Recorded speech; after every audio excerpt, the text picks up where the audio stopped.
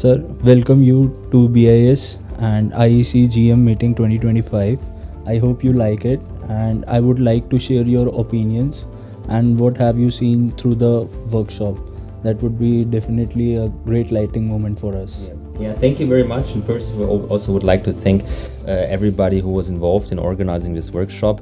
So, as I said, I had the honor to give an overview of the European standardization system and how standards in Europe are connected also to European regulations.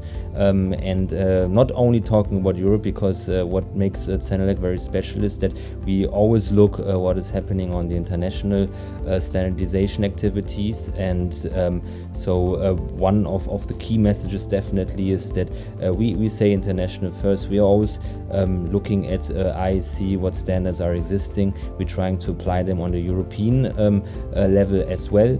And you were asking about the key insights that I could collect today, and definitely, like the panel I was on was very. They were very interesting panelists, and it's really nice to see the activities and also policies and regulations or standards activities in the different areas, regions, and countries.